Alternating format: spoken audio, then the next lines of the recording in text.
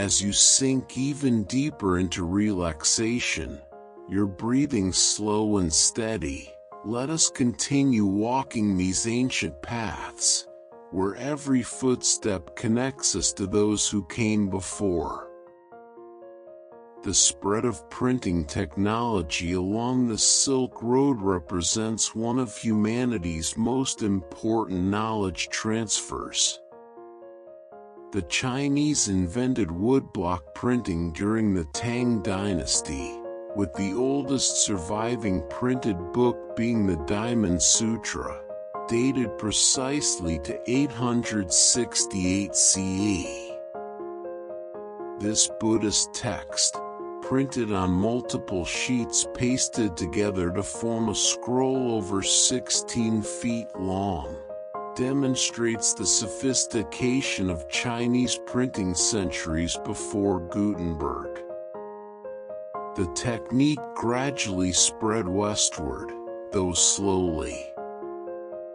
By the 11th century, movable type made of clay and later metal was developed in China by Bai Sheng, though it faced challenges with the thousands of Chinese characters. When printing finally reached Europe in the 15th century, it revolutionized society, but the foundation of this revolution had been laid centuries earlier along the Silk Road. Diseases weren't the only biological transfers along the Silk Road. Beneficial organisms traveled too.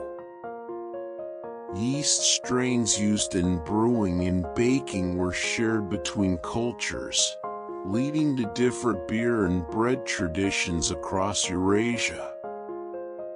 The bacteria cultures used to ferment milk into yogurt, kefir, and cheese traveled with nomadic peoples, and each region developed its own fermented dairy specialties.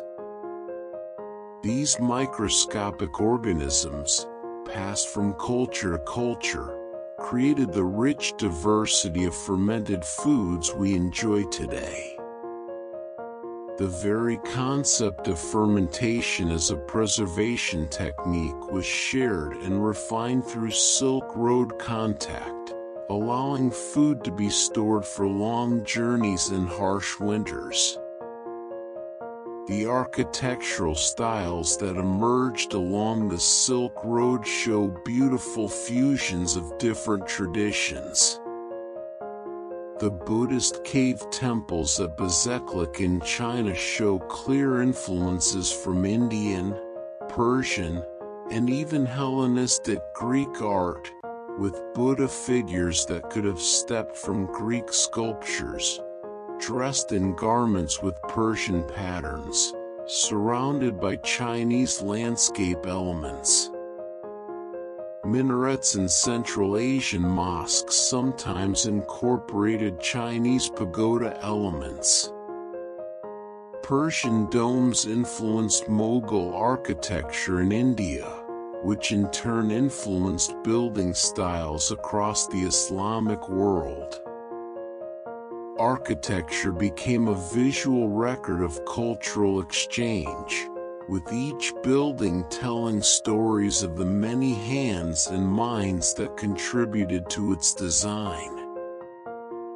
The concept of banking and credit developed sophistication along the Silk Road out of pure necessity. Carrying large amounts of coins or precious metals was dangerous and impractical for long-distance trade. By the Song dynasty in China, merchants were using an early form of paper money called flying cash, certificates that could be exchanged for coins at distant locations, functioning much like modern checks. The practice of bills of exchange and letters of credit became common, allowing merchants to deposit funds in one city and withdraw them in another. Islamic merchants developed the sack system, from which we get the modern word check. These financial innovations made large-scale international trade possible and laid groundwork for modern banking systems. The study of geography and cartography advanced dramatically due to Silk Road travel. As merchants and explorers ventured into distant lands, they created increasingly accurate maps. The 12th century Arab geographer Al-Idrisi created a world map for King Roger II of Sicily that was remarkably accurate for its time, incorporating knowledge from Greek, Roman, Islamic, and Asian sources, information that had flowed along Silk Road networks. Chinese maps from the Song dynasty showed sophisticated understanding of scale and relative positions of cities and geographic features. The exchange of geographical knowledge helped create a more unified understanding of the world's geography, though many mysteries and misconceptions remained. Gemstones and precious minerals traveled the Silk Road in quantities that would astound us today. The famous Badakhshan region in what is now Afghanistan produced lapis lazuli of such quality that it was crushed to create ultramarine blue pigment, used by artists from Persian miniature painters to Italian Renaissance masters. The specific blue of Vermeer's paintings came from lapis lazuli that had traveled the Silk Road centuries before.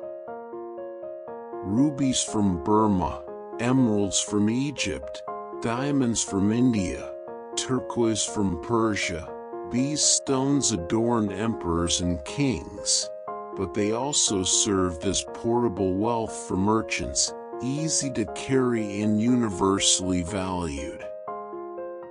The knowledge of how to cut, polish, and set these stones was shared and refined by jewelers across continents.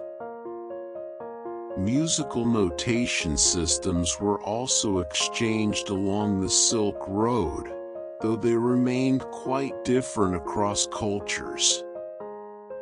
Chinese musicians used a system based on characters indicating pitch and finger positions.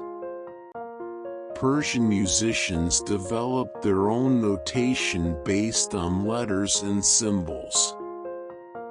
When these systems came into contact, musicians learned to play each other's instruments in music by ear, but the different notation systems meant that written music remained culture-specific.